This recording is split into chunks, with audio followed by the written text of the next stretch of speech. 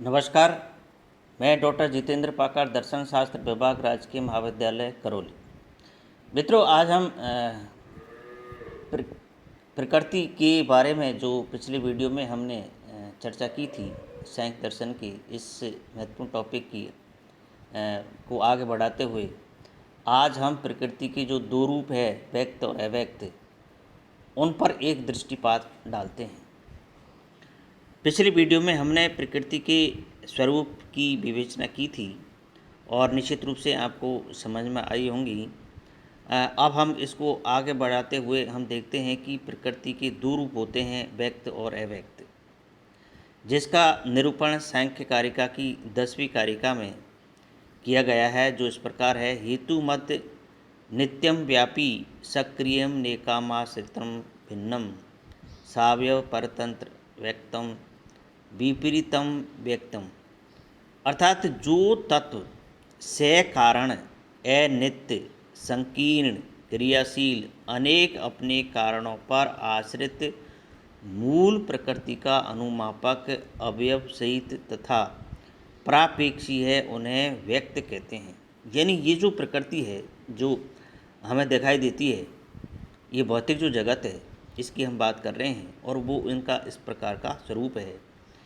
इनके विपरीत अर्थात जो कारण रहित, यानी जिसका कोई कारण नहीं है, व्यापक है, निष्क्रिय है, एक है, अनाश्रित है, अलिंग, अवयव रहित तथा स्वतंत्र है, उसके लिए अव्यक्त पद का प्रयोग हुआ है। यानी आप इसको अच्छी तरह समझें कि व्यक्त क्या है और अव्यक्त क्या है। आप इसको इस प्रकार समझ सकते हैं कि व्यक्त का मतलब होता है ये भौतिक जगत, जिस जगत की हम बात कर रहे हैं, ये व्यक्त प्रकृति है। और अव्यक्त प्रकृति वो है जो अदृश्य है, जो दिखाई नहीं देती है, जो कारण रहित है, जिसका कोई कारण नहीं है। इसका इस जगत का कारण है, लेकिन उस अव्यक्त का कोई कारण नहीं है। वो व्यापक है, निष्क्रिय है, एक, अनाश्रित और अलिंग, अवयव रहित तथा स्वतंत्र है। उसके लिए ही यहाँ पर जो अव्यक्त पद का प्रयोग हुआ है, इस प्रकार की चर्चा इस कारिका के अंतर्गत की गई है। अब इनको हम एक एक स्पष्ट रूप से समझें। हेतु मत महत्व से पंच महाभूत तक सभी तत्व व्यक्त है, यानी महत्व तत्व से लेकर के पंच महाभूत, ये जो 25 तत्वों की जो बात हम यहाँ करते हैं, 24 तत्वों की, तो उन तत्वों की हम बात यहाँ कर रहे हैं। इनका कोई न कोई कारण है जिससे इनकी उत्पत्ति हुई है। जैसे पंच महाभूतों का कारण पंच तन्मात्राएँ हैं तथा इनका अहंकार, और अहंकार का महत्व एवं महत्व का मूल प्रकृति, बुद्धि, अहंकार तथा तन्मात्राएँ हेतु और साध्य दोनों है।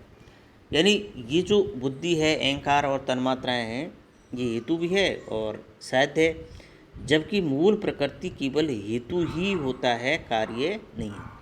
यानी कार्य कारण की श्रृंखला की अगर हम बात करते हैं, तो जो मूल प्रकृति है वो कारण तो है, लेकिन वो किसी का कार्य नहीं है। तो ये इस प्रकार से बात यहाँ की जाती है। और व्यक्त जो पदार्थ है वो सब कारण और कार्य दोनों है। ये हम यहाँ पर इस प्रकार की चर्चा करते हैं। दूसरा है अनित्यम।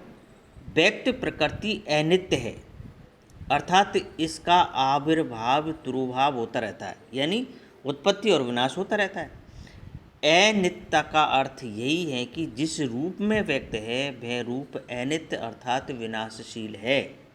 यानी वो जिसकी निश्चित रूप से जिसकी उत्पत्ति होती है उसका विनाश भी होता है। कारण व्यापार से इसकी अव्यक्ति मात्र होती है, केवल कार्य कारण श्रृंखला में इसकी अव्यक्ति होती है। और निश्चित रूप से ये प्रकृति का नियम है कि जिसकी उत्पत्ति होती है उसका निश्चित रूप से विनाश होता है। तो इस प्रकार इनका जो व्यक्त प्रकृति है, इसका आविर्भाव और तिरोभाव यानी उत्पत्ति और विनाश होता रहता है। लेकिन जो अव्यक्त प्रकृति है उसका न तो उत्पत्ति होती है और न कभी विनाश होता है, वो सदैव रहती है। तीसरा अव्यापी।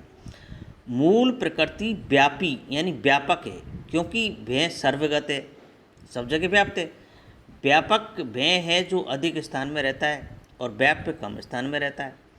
व्यक्त अव्यापी क्योंकि वह कार्य है जिसका कारण मूल प्रकृति सर्व तत्वगत होने से व्यापक है।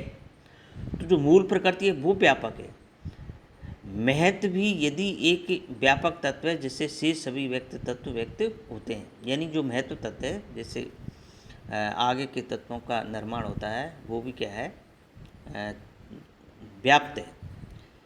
तथापि मूल प्रकृति की अपेक्षा कम व्यापक होने से वह भी अब अव्यापी ही है। इसके विपरीत मूल प्रकृति ही व्यापी यानी व्यापक तत्व है। इसको आप इस तरह से समझ सकते हैं। चौथा है सक्रिय। सक्रिय वह है जिसकी व्युत्पत्ति होती है, अर्थात क्रिया गमनादि रूप परिचय न्यायात्मिक्या आकुंचन प्रसारणादि संवरण प्यासयितुं यद् भवति तत्स क्रिया। क्रियाशीलता व्यक्त प्रकृति का गुण है। यद्यपि सत्व रज तम मूल प्रकृति में ही विद्यमान रहते हैं, तथापि अव्यक्त अवस्था में उनकी प्रवाह की सजातीय होने से वहाँ क्रिया नहीं होती है। क्रिया वहीं होती है जहाँ विजातीय प्रवाह से संपर्क हो। जो तत्व परम व्यापक होता है वह संसरण नहीं कर सकता।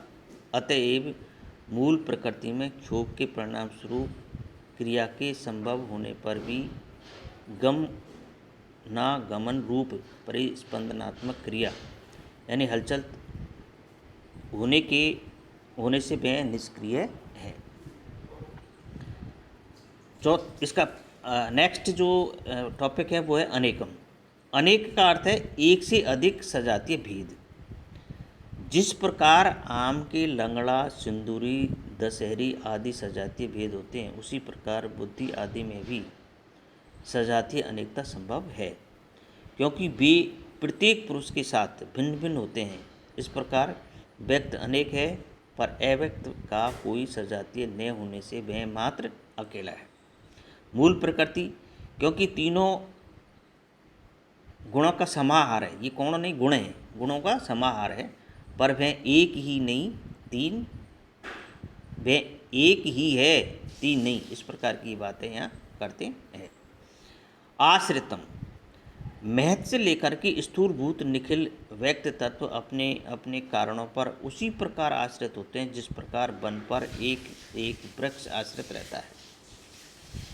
अव्यक्त अनाश्रित इसलिए है कि न तो उसका कोई कारण है जिसके साथ आश्रय भाव बनता है, यानी जो अव्यक्त है वो उसका कोई कारण न होने के कारण वो आश्रय भाव जो भाव है उसमें इस प्रकार से ये यहाँ पर व्यक्त किया गया है। लिंगम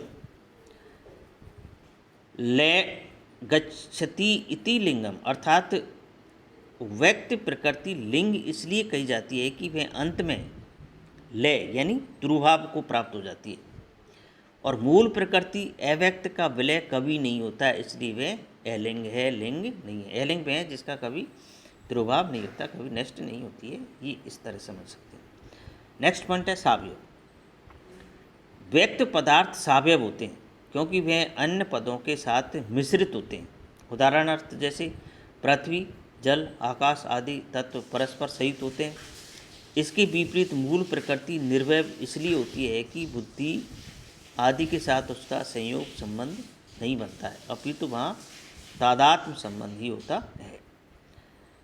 परतंत्रम व्यक्ति की परतंत्रता का अर्थ यही है कि वह जिससे उत्पन्न होता है उसी की सहायता से कार्य करता है, ना कि स्वतंत्र रूप से, ये परतंत्रता है। विपरीतम विपरीत का अर्थ है व्यक्त से विपरीत, और वह अव्यक्त ही है। इस प्रकार अव्यक्त कारण रहित, नित्य, व्यापक, निष्क्रिय, अनाश्रित, अलिंग, निर्वयव तथा स्वतंत्र होता है। तो ये इस प्रकार से यहाँ पर प्रकृति की व्यक्त और अव्यक्त रूप को समझाने का प्रयास किया है, जो इस 10वीं कारिका के माध्यम से यहाँ पर इस प्रकार से इसकी व्याख्या की गई है। निश्चित रूप से आपको समझ में आया होगा। इसको अच्छी तरह से पढ़ें, समझ में आ जाएगा। धन्यवाद।